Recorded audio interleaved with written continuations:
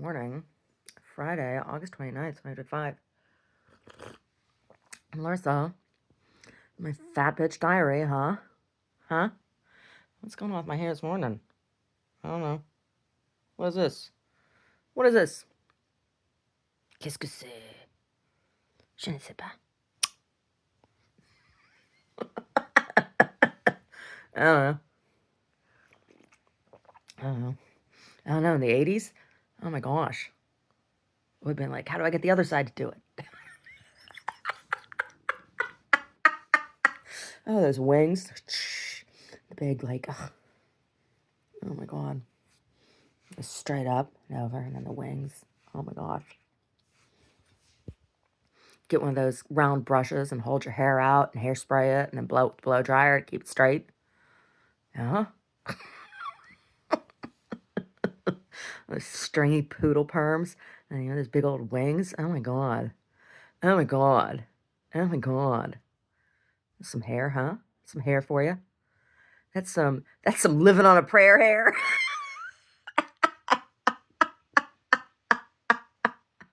Oh my god. That's living on Pop-Tarts hair. I don't even know what that is. Acid wash jeans. Skin tight acid wash jeans. Guns N' Roses t-shirt.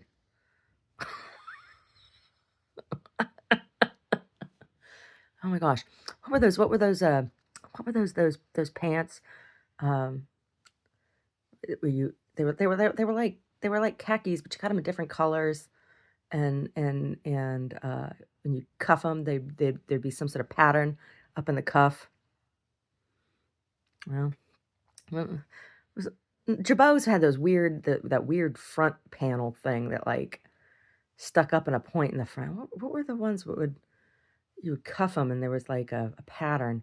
Maybe it was Jabot's and there was a little fold down on the top and there was a pattern there too. Those were so awful. Those were so ugly.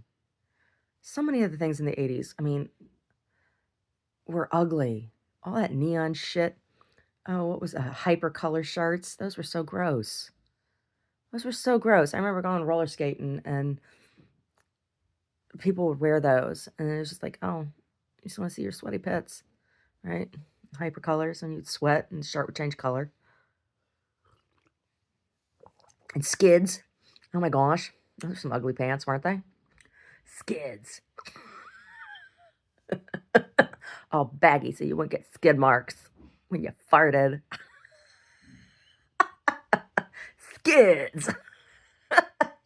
Those were awful. Those were awful. Those big old Reeboks. Oh my god. Some awful. And the vanilla ice shaved lines in the side and your eyebrows. Oh my god. That was some awful fashion. What were people thinking? What were you thinking? Oh my god.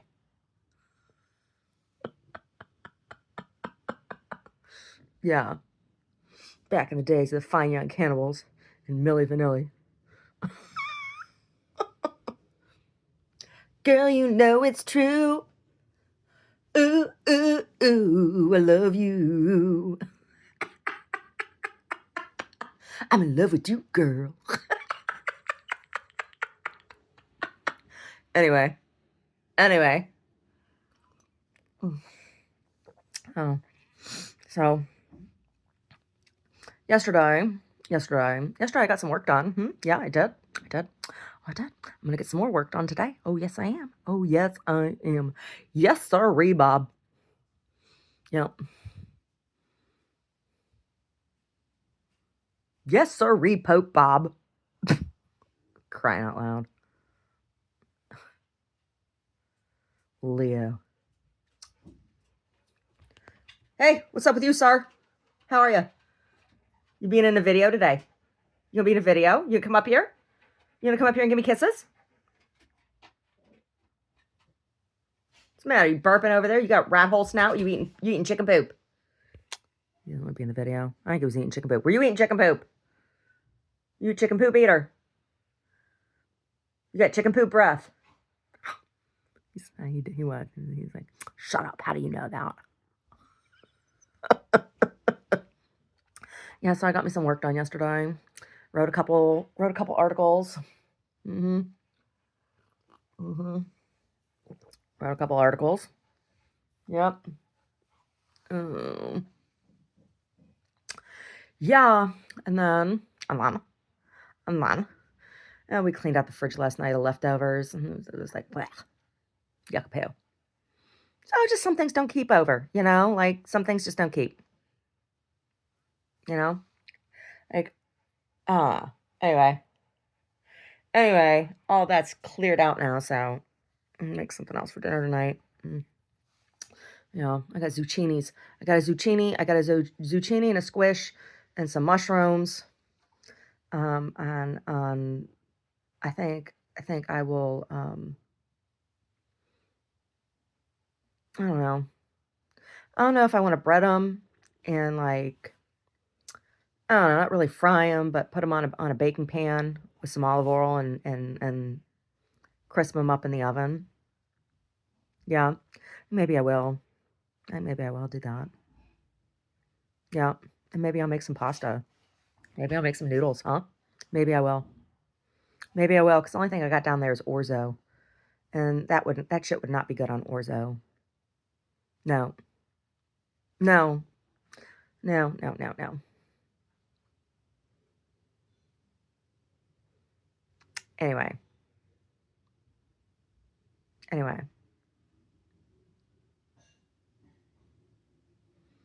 I got a big old tomato.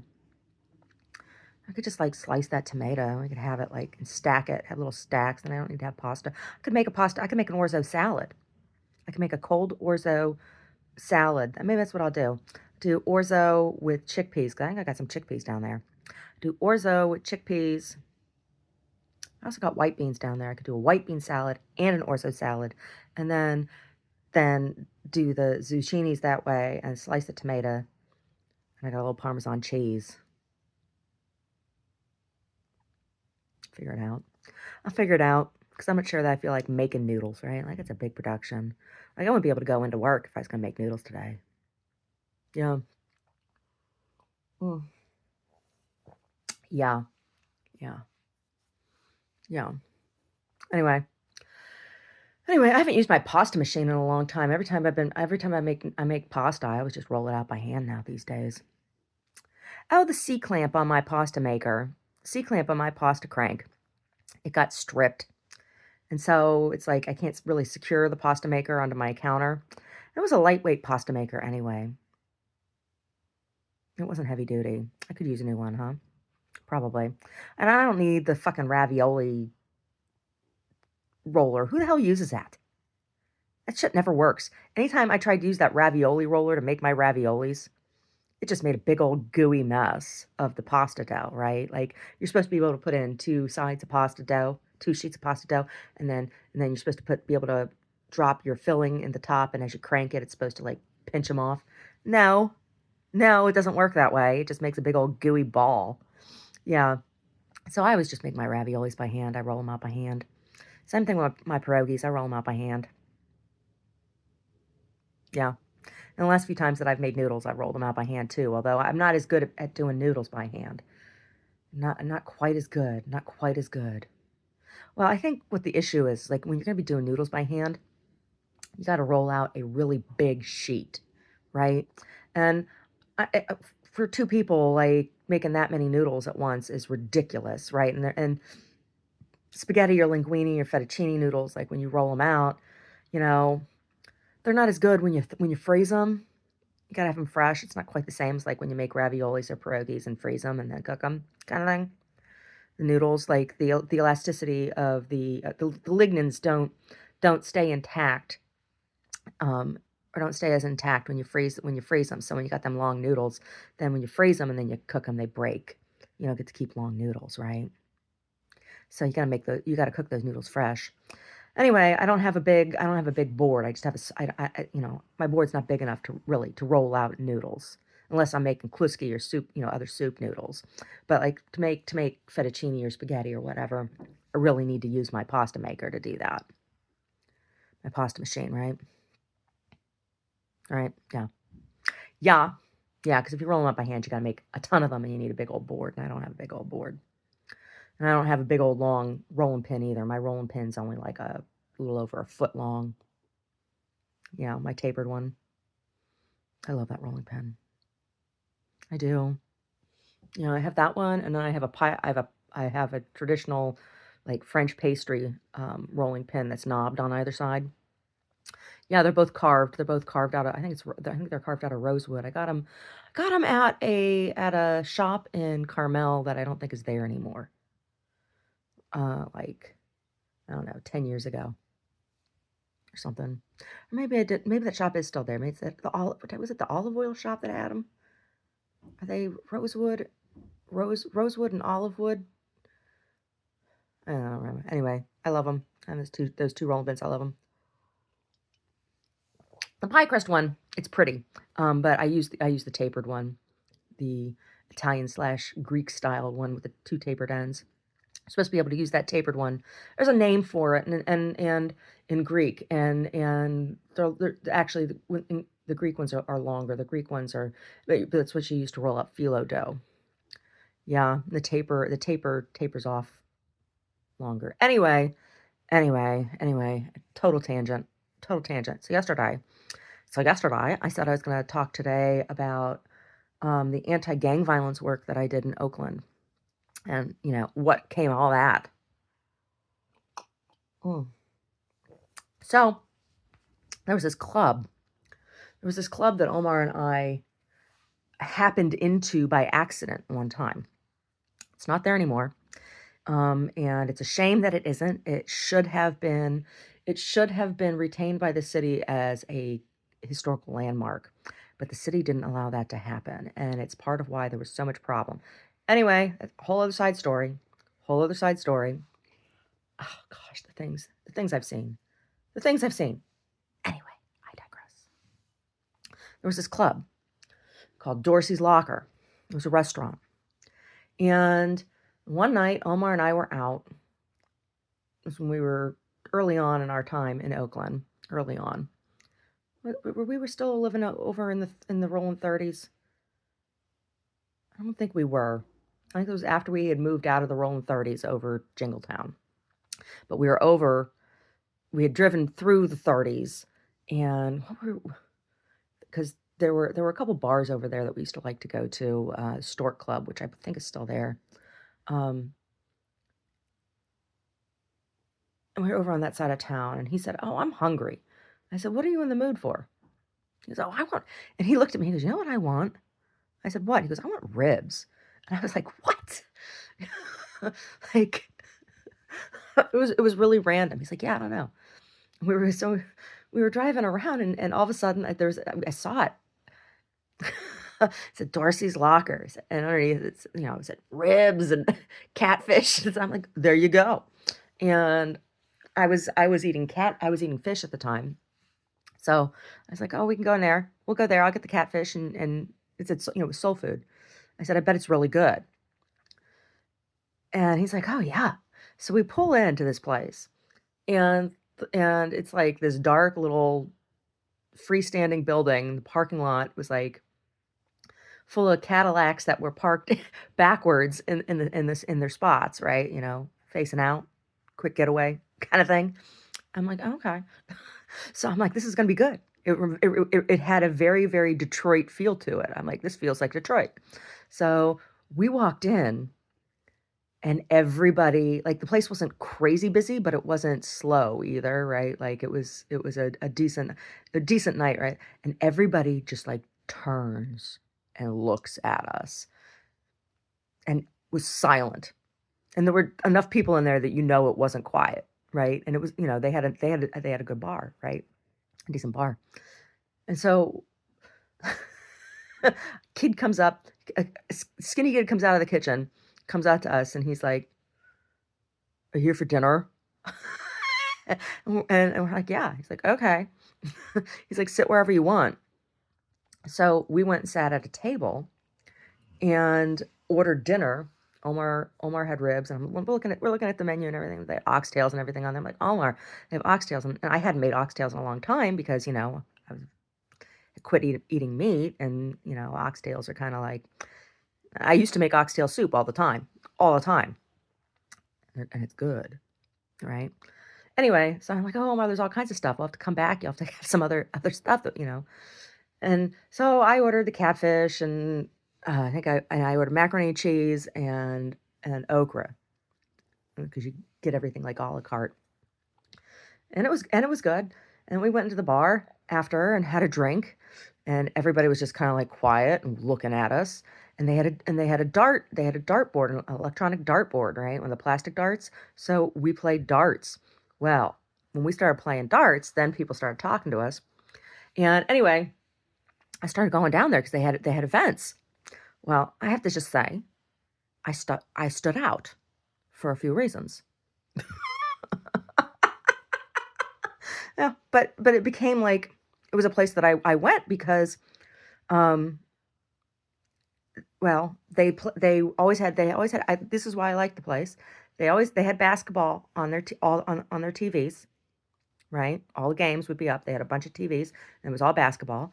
And they had, when you sat at the bar, there was a tilted mirror at the top of the bar, so you could always see behind you. You could always see if somebody was coming up behind you, and I liked that. You know, as an assault survivor, that made me feel secure.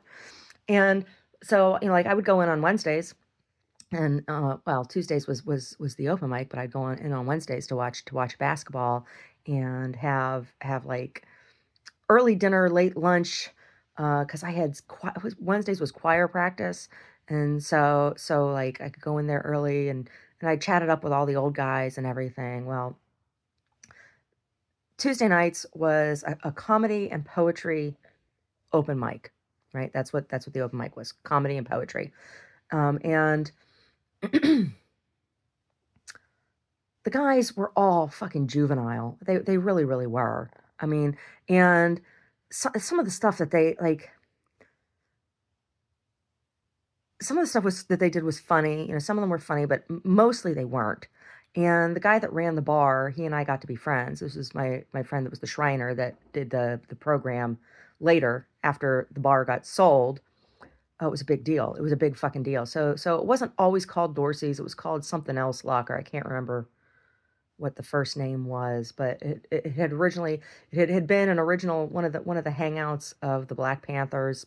Um, you know, and they had this open mic for a very long time. It was like known on the US comedy circuit as a place to go, and like because there were comedians that came in that were traveling, right? And it was known as a place to go where you could work out bits. And there were a lot of local guys that showed up regularly, and I got to know some of these guys. Well, the one guy was involved with this group called SAVE, Soldiers Against Violence Everywhere. And he used to talk this group up, and they were organized by True Vine Ministries, which was this little Baptist church, longstanding Baptist church. It was a legacy church. The guy that was the pastor, his father had been the pastor, right? Before him, kind of thing. Anyway, this SAVE group, organized by this church, went out on weekends in neighborhoods in the city where there had been gang violence, where there'd been shootings, and stood on the corners asking people to come forward with information. And it was when there was unsolved murders, and the most important ones, the biggest ones that you know that we went out and stood for were when kids got caught in crossfire, like little ones and stuff. Well, you know, the neighborhood that we were first living in, the Rolling 30s over there, Mosswood, was a rough neighborhood, and there were a number of murders in that neighborhood. And a guy, I'm pretty sure I met the murderer the one night, um, and there were other stuff, and then when we moved, when by the time I found this group, and when I started going over to Dorsey's was in wasn't in Mosswood. It was in, what was the name of that neighborhood? Because we moved over there. We lived over there in that neighborhood. That neighborhood was called, some people called it Border Town, but that's not what it was because it was on the border of Berkeley. It was called, oh, it'll come to me. It'll come to me. Anyway, Anyway, we'd go out in the corners, um it was dicey, like all of all of Oakland can be dicey, but there are some neighborhoods that are worse than others, and like over by Hagenberger and parts of Diamond District and oh my God, Diamond District. We were over in Diamond District all the time. Um, but the pastor was a little shady, and he made a lot of strange comments to me. Well, I had never actually seen any of the flyers, right? They invited me. I sang with their choir for a while. For a while, I was, in addition to all the singing I was doing at the cathedral and in the diocese, and for the diocese, I was going over and singing with them too. And it was interesting, like singing with an actual gospel choir. That was, but I stopped because this was supposed to be an anti-gang organization, right? Well, when I started seeing the flyers that they were putting out, right, that weren't in the community where I was, right, or that when I started to be privy to like interior culture, and I saw these flyers, they were not unaffiliated, right? And then I felt a little duped and lied to, and I was, and there was other stuff, and so there was this one, the isn't pastor the pastor invited me to come out to Sunday brunch with he and his wife, who was a psychiatrist, and a few other people. Was one time, right? And because I had been doing other, this was when I had been doing other community stuff. I was on the steering committee of the NCPC, Neighborhood Crime Prevention Council, which was organized by OPD and Neighborhood Crime Watch, right? And I was on the steering committee for this. Um, and so I guess that's why I was invited to this brunch, but it was after Libby Schaff had started showing up at stuff. This is how I met Libby Schaff, and she was like, she says to me, "Oh, don't you think there should be more pro-choice women in office?" And I said, "Yes." And she said, "Oh, well, you should maybe have you been thinking about running?" And I had been thinking about running. You know, the thought had occurred to me. So she gives me the name of this organization that's supposed to help put together campaigns called, what's it called, Emerge. This is Kamala Harris was supposed to come out here and speak for them, right? Well, when I applied to this program, right, to this organization, um, I got smeared. I got smeared, right? And this was anyway. This group was backing Libby Schaff, and indirectly the diocese was as well, because the Teamsters were backing her, because when she was in college she drove a delivery truck and belonged to the Teamsters Union. And the Teamsters, this is where, because normally this Baptist church and the diocese were at odds politically. Normally they were, but this made strange bedfellows for them. It tied together these two parts of the community, because the Teamsters did all of the um, they did all of the security for all diocese events, right? Like any big events that the diocese did, social public events and kind of thing. And there were all of these. There was a synod that was convened, that happened in the Diocese of Oakland, and there was supposed to be that day. There was supposed to be another event. It was the Hunger Walk, which they pulled me into, which so to distract me from what was happening with this synod, because they knew that I wasn't going to be on board with that shit. Oh, it was dirty. It was really, really, really, really, really, really dirty. And last minute, the bishop tried to cancel our annual Hunger Walk event, and they like did nothing to support this event, right? They did nothing to support this event. And it was all like this big political distraction. And then I got smeared. But at this breakfast, at this brunch, we went at Scott's seafood place. There are all these people there. He says to me, Zach Carey says to me, "Oh yeah, no, we're supporting Libby because we got her in our pocket. She's on our payroll." And I was like, "What?" And he's like, "Oh yeah, she'll do whatever we tell her to do." And I was like, "Whoa!" I didn't like her to begin with because I was backing Jean Quan. I had been going to Jean Quan's town hall meetings while I had still been going to do these stand-ins. They were demonstrations, right?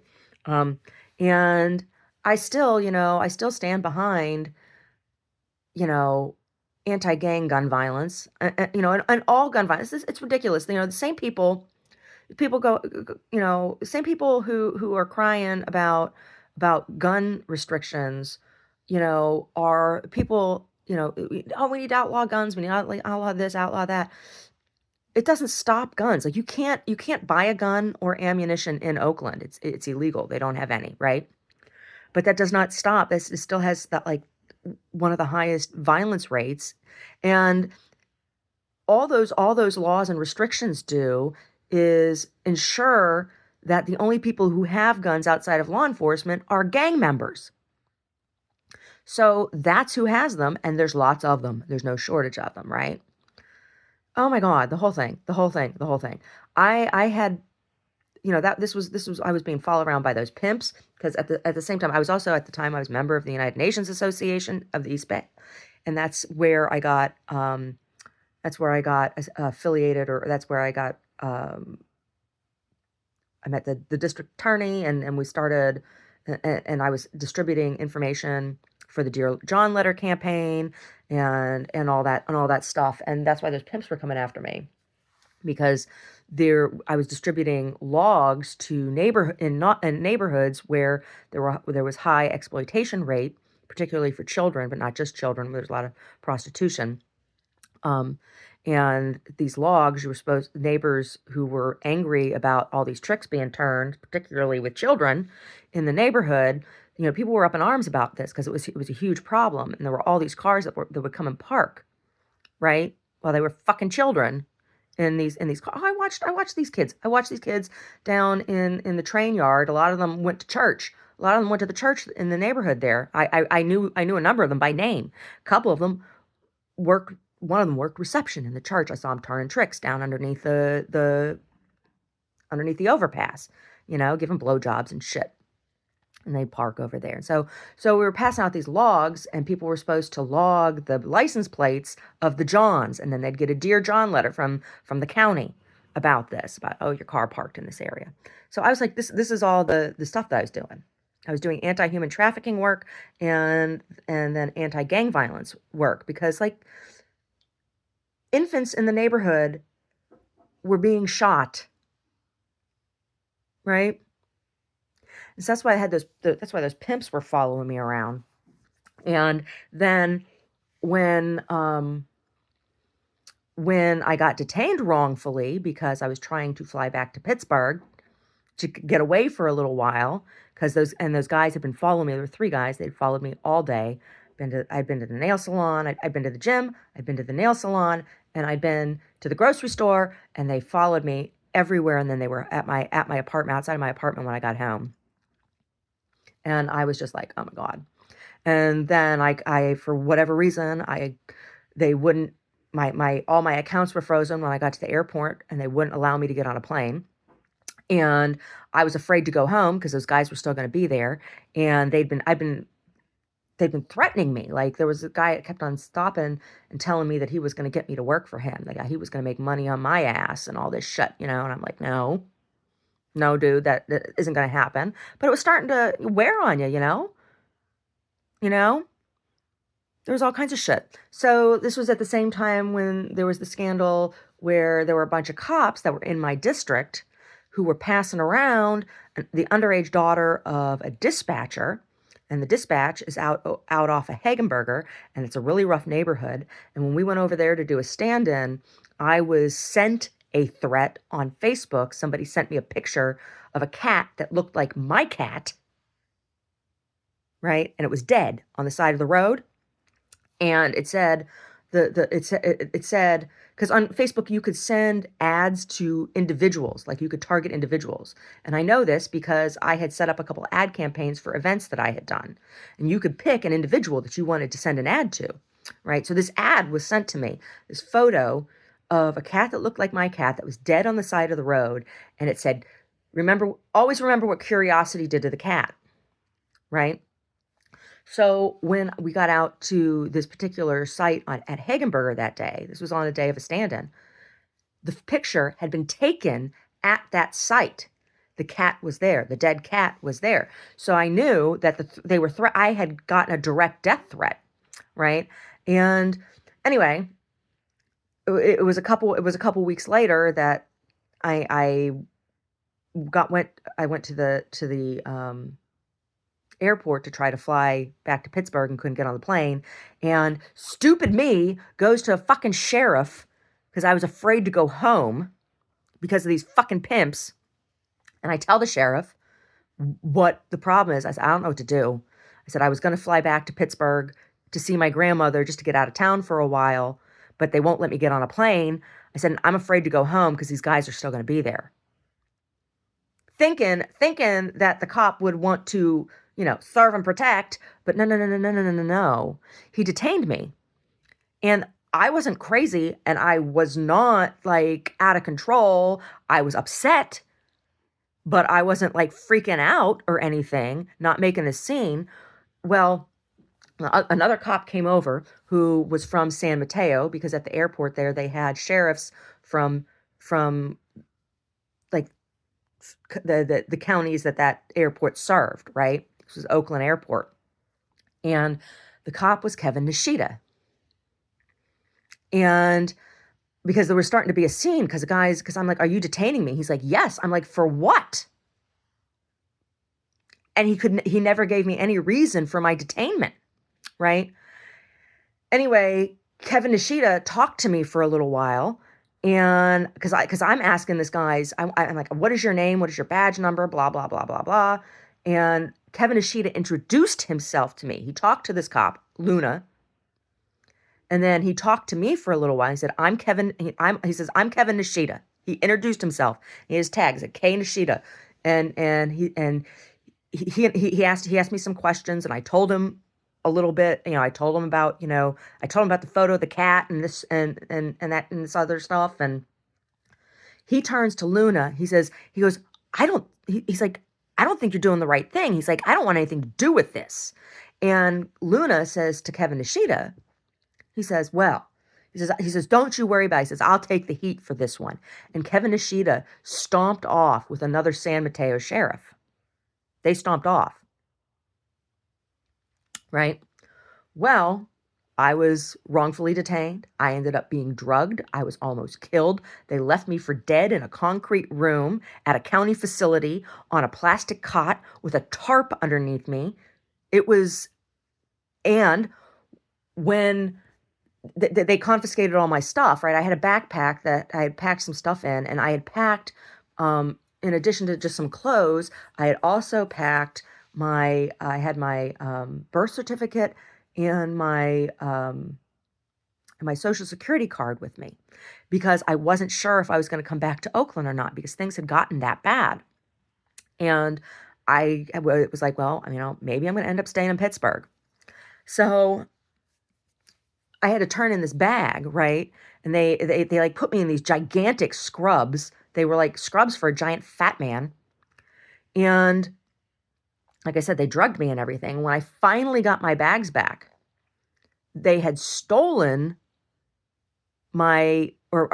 somebody had stolen my Social Security card. My birth certificate was still there. They were tucked in like a secret pocket in my backpack. The Social Security card was gone, but the birth certificate was still there. And when I got my bag back, the guy that was working at the counter, the checkout counter for that, was this guy, Howard, who was one of Zach Carey's right-hand men, right? And they were the ones that had access to my fucking bag. Well, then like a week later, my social security card, I come home from being out and about and doing shit, and my social security card magically has reappeared on the top of my desk. Yeah. And then after that, anytime I started getting crank calls or phone calls for people looking for some Jessica Sanchez or something. And anytime I had to use my social security card for something, my social security number, people have started addressing me as Jessica Sanchez. I don't know who this fucking Jessica Sanchez is, right? Just crazy, crazy, crazy, crazy fucking shit. Crazy shit. But I really, really think because I was supporting Jean Quan and because I was considering running for office myself, that True Vine Ministries and the cathedral both, they decided that they were going to smear me, right? Because I was inconvenient to them. And also, the woman who was the lead clinical psychologist, right, at this county facility was my downstairs neighbor, and her wife, both big fat bitches. Emma had some Russian last name, and then her wife, Stephanie, was a labor organizer. She was a socialist. And there was stuff that she was working on that stuff I was working on was at odds with. And those two women down there used to complain about me all the time to the management of the building for walking around in my apartment. I used to do a radio show early in the morning, like it was early morning public access show, up in Sonoma, the town of Sonoma. And I'd have to get up early in the morning, and they'd complain about me walking across the floor. Yeah. Yeah. And that bitch used to say horrible shit to me all the time. And, you know, like I said, I was politically inconvenient to a number of people. The deacon from the cathedral, who the bishop sent. So David Young had come to me and said, "Oh, the bishop wants me to meet with you regularly." So I was having tea with him. He'd come over to my place every couple weeks and have tea with me for like 45 minutes, an hour. And was always nosy about like what I was working on, who I was talking to, all this shit. It was all just to inform the bishop of what I was working on, right?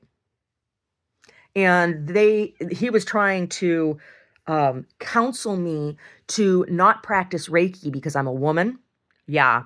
And I stopped all of my work at because the official position of the Catholic Church is that women are forbidden from practicing Reiki. Not men, but women are.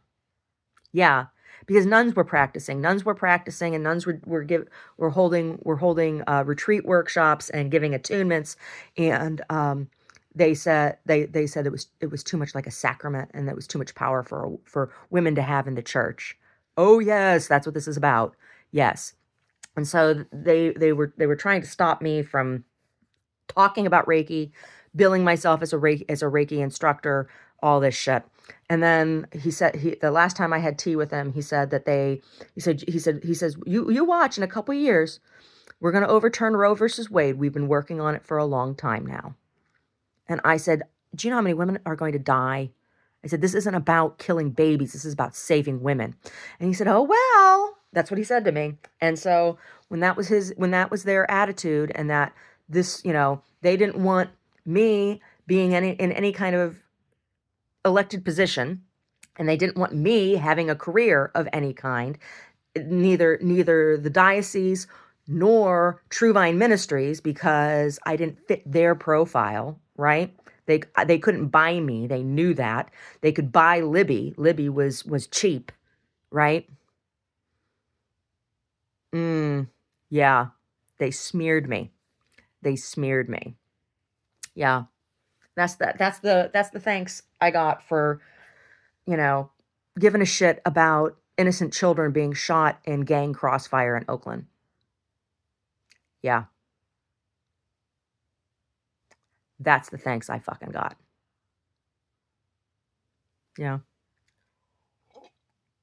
What happened to Dorsey's? Well, Joe Dorsey and his brother, I can't remember his brother's name. I met his brother a couple times. They owned it. Joe Dorsey lived up, there was an apartment upstairs. He lived up there. And he was old. He died. Joe Dorsey died. And if I had known he died, I would have gone back to Oakland for his funeral because he was a kind man to me. Joe Dorsey was a kind man to me. I don't know what his deal was to other people, but Joe Dorsey was always kind to me. And anyway, he was old and he wanted to sell the restaurant, and it was hugely political, and people in different positions, because guys from the city used to come in there. It was a hangout for OGs of all sorts, legal and otherwise. And I used to go in and have lunch with these guys and watch basketball.